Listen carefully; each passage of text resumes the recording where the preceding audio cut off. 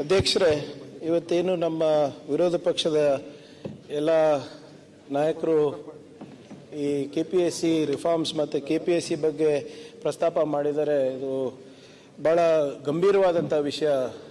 ಸಭಾಧ್ಯಕ್ಷರೇ, ನಮ್ಮ ಸರ್ಕಾರದಲ್ಲಿ ಯಾವಾಗ ಇದು ಗಮನಕ್ಕೆ ಬಂದಾಗ ನಾನೇ ಇದ್ರ ಬಗ್ಗೆ ಹೆಚ್ಚು ಮುತುವರ್ಜಿ ವಹಿಸಿ ಕಾಳಜಿ ವಹಿಸಿ KPSC ಮತ್ತು KEA ಇವರು ಇಬ್ಬರಿಗೂ ಕೂಡ ಜಂಟಿಯಾಗಿ ಮಾನ್ಯ ಮುಖ್ಯಮಂತ್ರಿಗಳ ಜೊತೆ 2 ಸರಿ ಸಭೆ ಮಾಡಿಸಿದ್ವಿ. ನೀವು ಟ್ರಾನ್ಸ್ಲೇಷನ್ ಅಂತ ಹೇಳ್ತಾ ಇದ್ರಲ್ಲ ಸರ್, ಅದು ಏನಾಗಿದೆ ಅಂದರೆ ಹೈಕೋರ್ಟಿಂದ ಒಂದು ಆರ್ಡರ್ ಆಗಿಬಿಟ್ಟಿದೆ ಅಧ್ಯಕ್ಷರೇ. ಹಿಂದೆ ಇದೇ ಅನುವಾದನೆಯಲ್ಲಿ ಸ್ವಲ್ಪ ಲೋಪ ಆದಾಗ ಅವಾಗ ಹೈಕೋರ್ಟ್ ಒಂದು ಆದೇಶ ಪಾಸ್ ಮಾಡಿದ್ದೇನಪ್ಪ ಅಂದರೆ ಕರ್ನಾಟಕ ಕೇಡ್ರಿಂದ ಅಧಿಕಾರಿಗಳು ಇರಬಾರ್ದು, ಇದಕ್ಕೆ ಕಾಂಪ್ರಮೈಸ್ ಆಗ್ಬಿಡ್ತಾರೆ ಅಂದ್ಬಿಟ್ಟು ಅದಕ್ಕೆ ಹೊರಗಿನ ಕೇಡ್ರ ಅಧಿಕಾರಿಗಳಿಗೆ ಇದರ ಅಧ್ಯಕ್ಷ ಮಾಡ್ತಾ ಇದ್ದಾರೆ.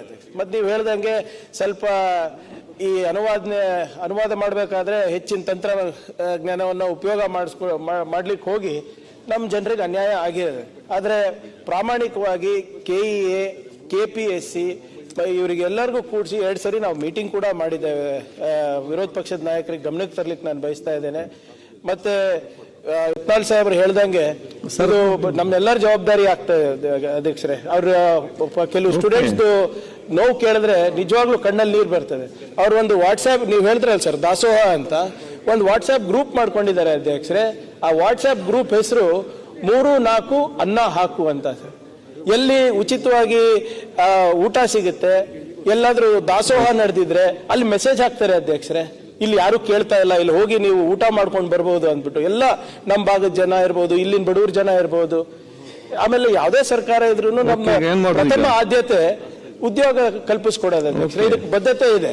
ಈಗ ಮೊನ್ನೆ ನಮ್ಮ ಡಿಪಾರ್ಟ್ಮೆಂಟ್ ಅಶೋಕ್ ಸಾಹೇಬ್ರೆ ಅದು ಪ್ರಸ್ತಾಪ ಮಾಡ್ತಾರೆ ಅನ್ಕೊಂಡಿದ್ದೆ, ಆಗಿಲ್ಲ.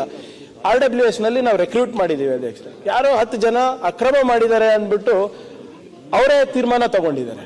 ಅವರೇ ಸಬ್ ಕಮಿಟಿ ಮಾಡಿದ್ರು ಸರ್. ಅವರೇ OMR ಶೀಟ್ ಒಂದು KPSC ನಲ್ಲಿ ಇರ್ತದೆ.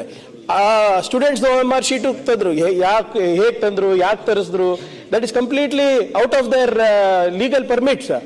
ಆದ್ರೂ ಕೂಡ ಮಾಡಿಬಿಟ್ಟು ಅವರೇ ತಪ್ಪಿಸ್ತಿರೋದು ವರದಿ ಕೂಡ ತಯಾರು ಮಾಡಿಬಿಟ್ಟು ಮುಖ್ಯಮಂತ್ರಿಗಳಿಗೆ ಸಬ್ಮಿಟ್ ಮಾಡಿದ್ರು.